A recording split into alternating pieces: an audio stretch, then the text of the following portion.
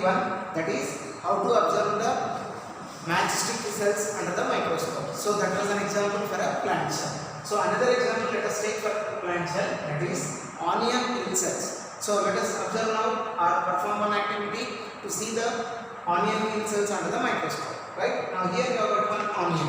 So how to observe the onion cells under the microscope? So take one onion, a large size onion of this type.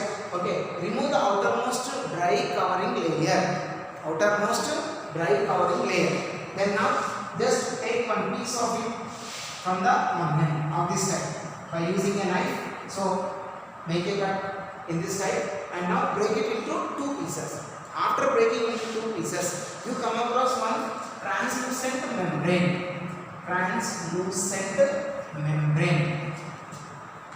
You come across a membrane which is called as a translucent membrane. Okay, take a small piece of that particular membrane, put it onto the glass slide. So this is the glass slide we have got. Okay, after breaking the onion piece into two small pieces, so the translucent membrane is to be placed onto the glass slide. So imagine that this is the membrane here like this. Okay, now add 1 or 2 drops of water. Okay, so that the membrane does not get dried up. Okay, then cover it with a cover slip. So here this is the cover slip we have got. Cover slip. Then remove the excess water. Make the membrane totally flat on the slide. Remove the excess water by using a tissue paper. Okay, by using a tissue paper. Right, now your slide is ready. So this is called as a temporary slide. We call it as a temporary slide. Now this sort of slide can be observed instantly prepared whenever we want, and we can observe it under the microscope.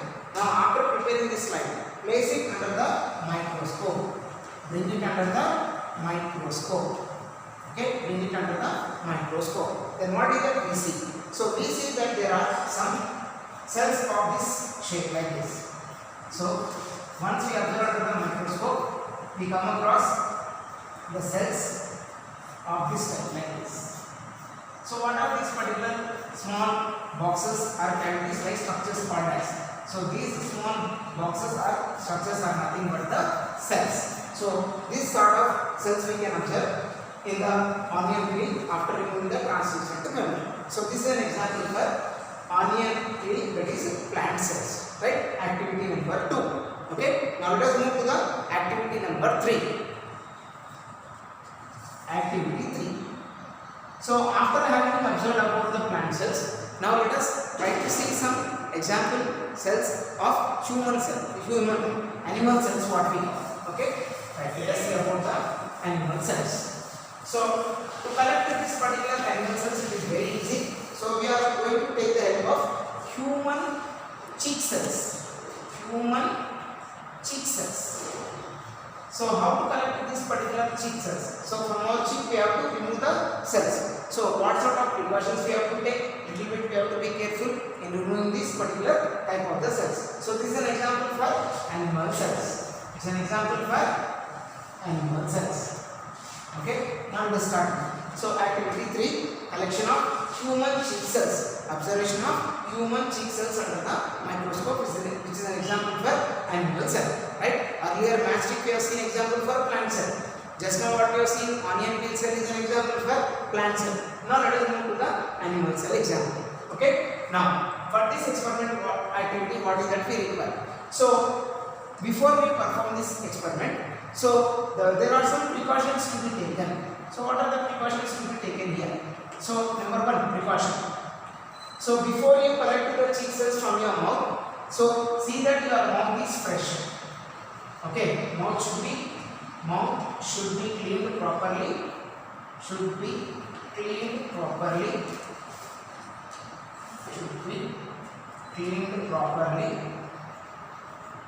Okay, should be cleaned properly. This is the first precaution. Then next, second precaution.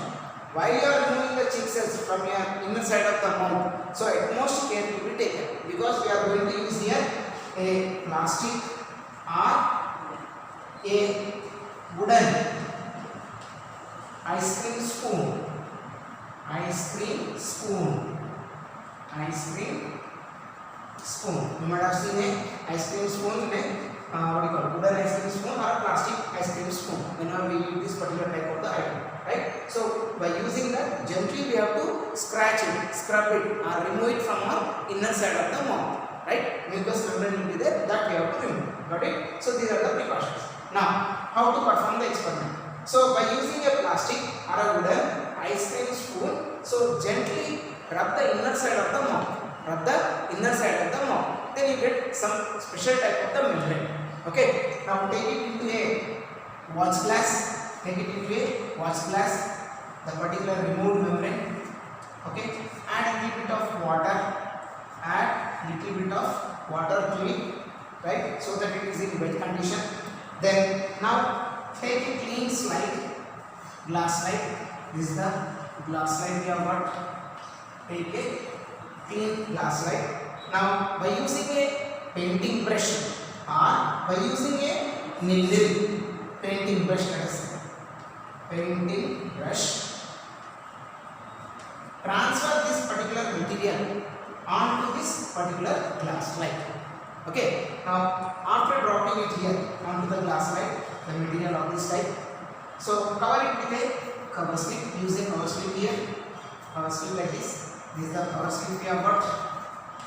Cover slip. Okay. Now the excess water will be removed from the sides. By using a tissue paper, remove the excess water.